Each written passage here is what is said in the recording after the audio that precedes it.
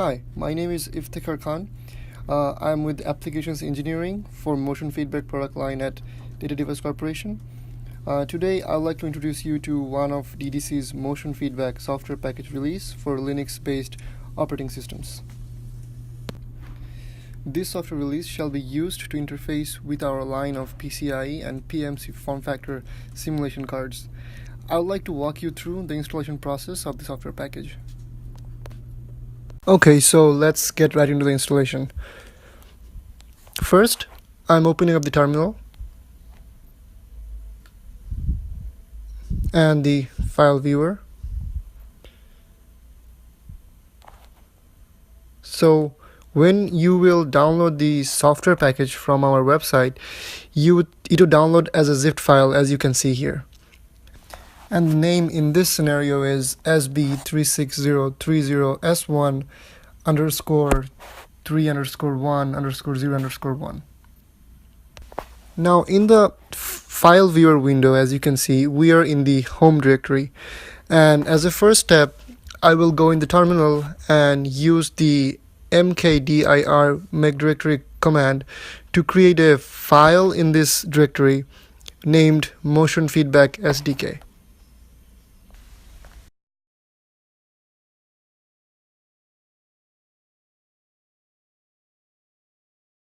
As you can see, after initiating that command, a folder named motion feedback SDK has been generated in this file viewer window. Now before proceeding further, I need to have administrative privileges. So I'm going to go into the terminal and enter SU, which stands for super user, and then enter my password, which will basically make me a super user in the system and give me administrative privileges.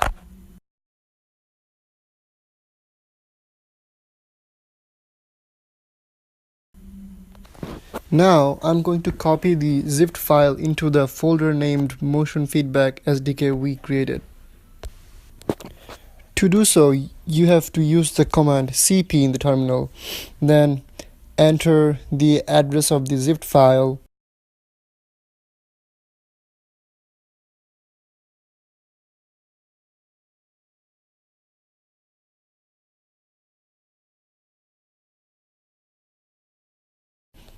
and then a space, dot, / then the name of the folder, which is motion feedback SDK.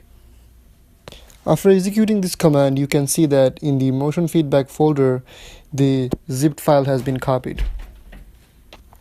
We can verify that by using the command cd to navigate into the motion feedback folder, and then using the command ls to show the file inside.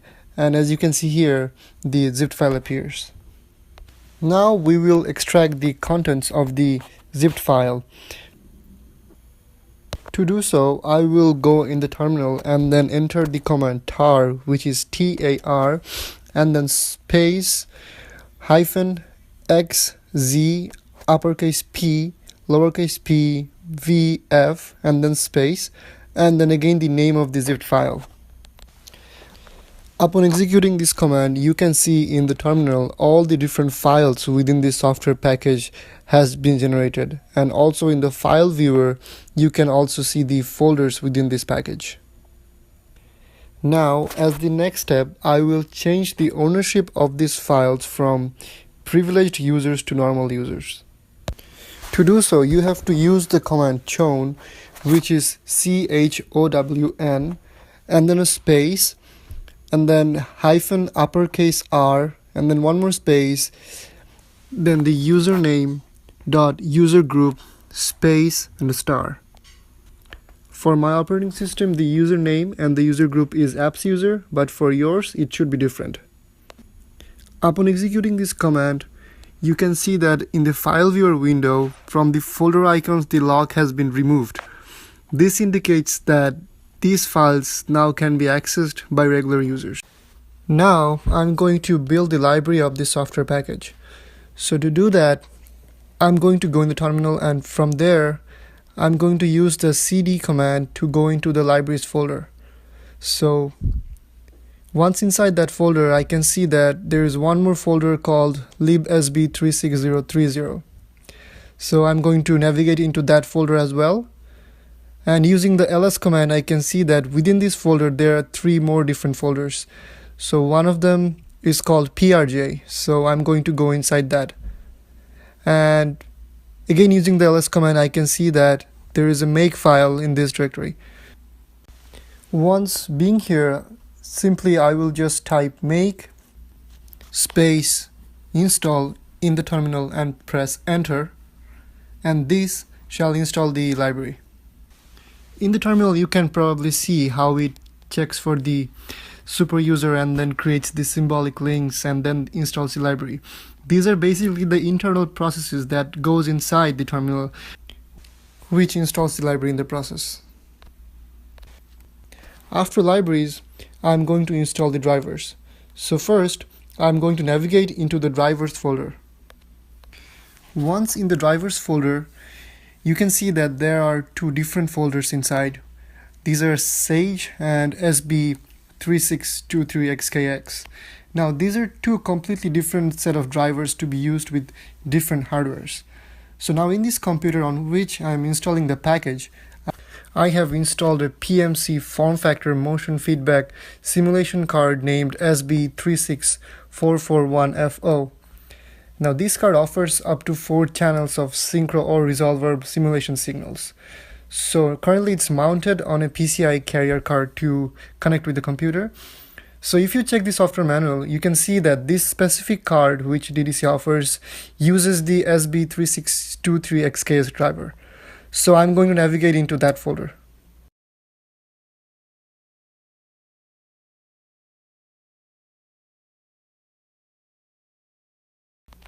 From here, I'm going to navigate into the PRJ folder to find the make file. Then in the terminal, I will enter make space all, and that shall install the driver. After executing this step, as you can see, the terminal shows the internal processes behind the driver installation and also displays the message that the SB-36030s driver has been loaded and the build has been completed. So this assures me that the driver has been installed. Very quickly, I would like to demonstrate an important driver-related command of this software package.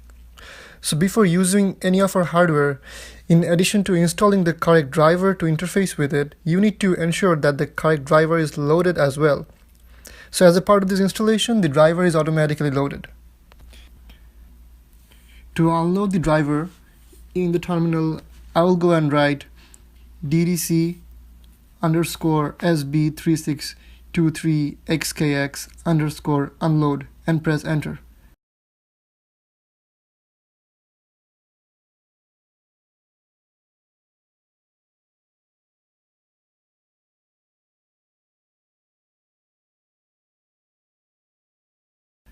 And as you can see, the driver has been unloaded. To load the driver again, in the terminal I will write ddc underscore SB-36030s underscore load and press enter.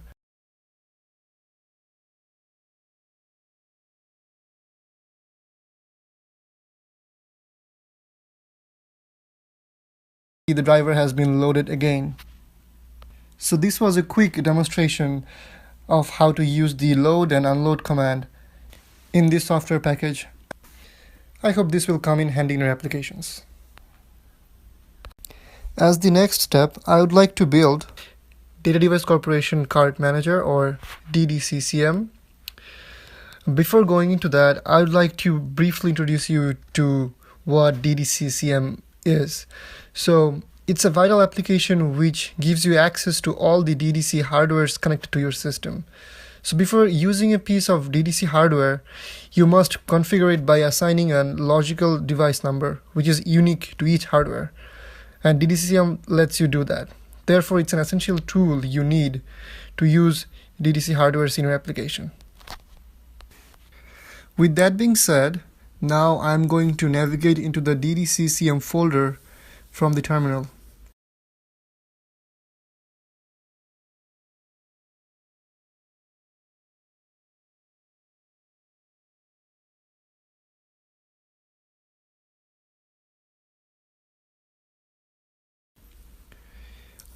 As you can see, in that folder there are 3 subfolders which are PRJ, SRC, and Tools.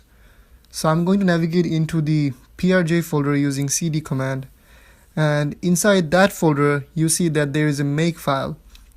So now I'm going to write make in the terminal and press enter.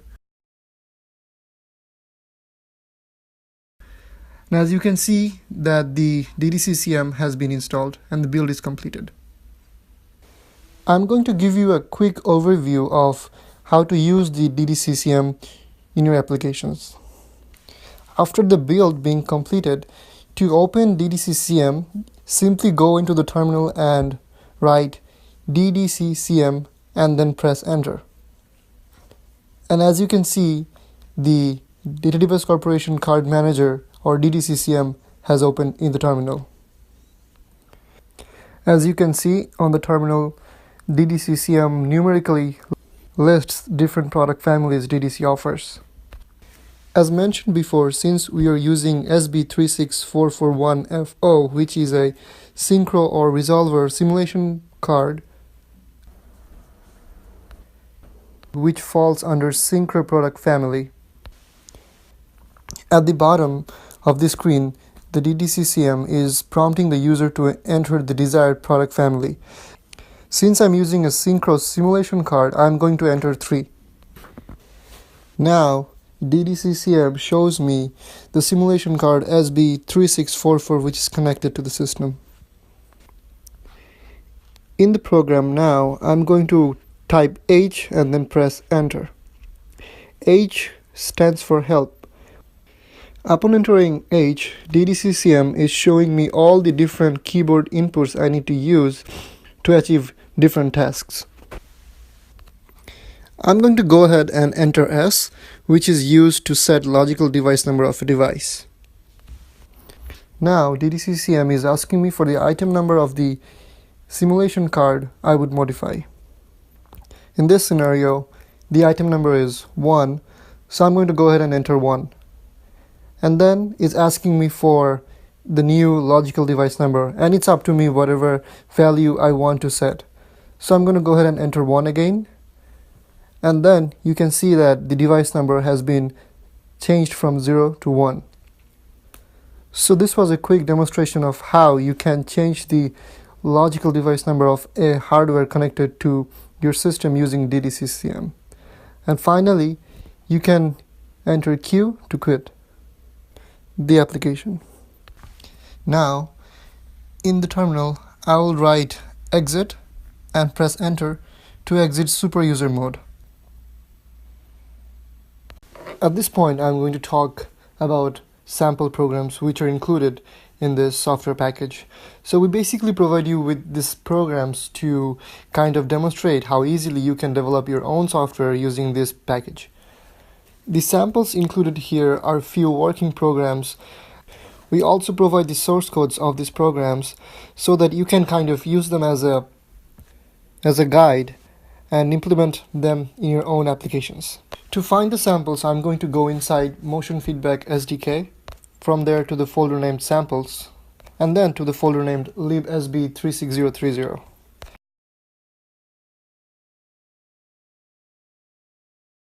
and then to the folder named src.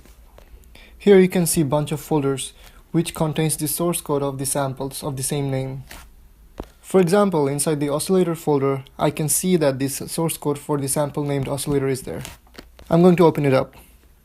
At the top, as you can see that there's a little description which says that this sample demonstrates how to configure the onboard oscillator.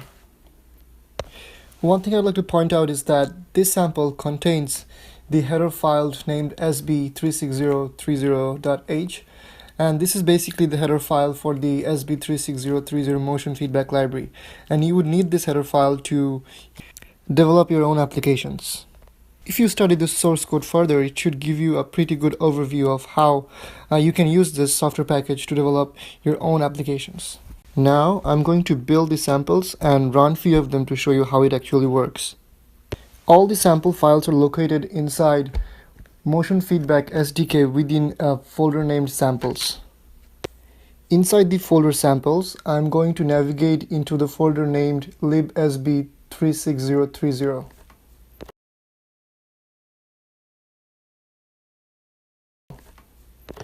From there, I'm going to navigate into the folder named PRJ.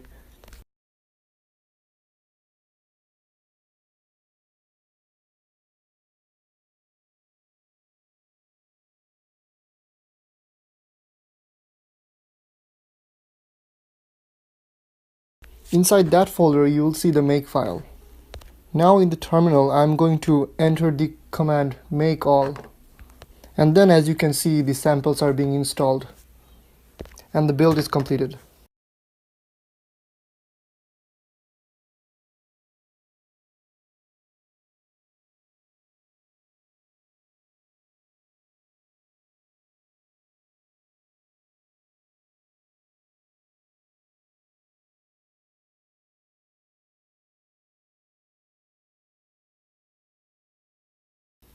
So I just navigated into the bin folder to see all the samples, and as you can see, the samples are named API single speed encoder, discrete in, oscillator, sim 2 speed rotate, API 2 speed, discrete out, and sim single speed. So these are all the names of the different samples. When these samples are being run, each of them communicates with the hardware that's installed with the system and performs a specific task. Now I'm going to run the sim single speed sample. Before doing that, I just wanted to inform you that the hardware which is currently connected with our computer is called SB-36030s1, and this is basically a motion feedback card with a PMC form factor which offers 4 channels of synchro and resolver simulations, and it's installed in our PC on a PCI carrier card. To run the samples, I'm going to enter in the terminal / and then the name of the sample, which is sim single speed.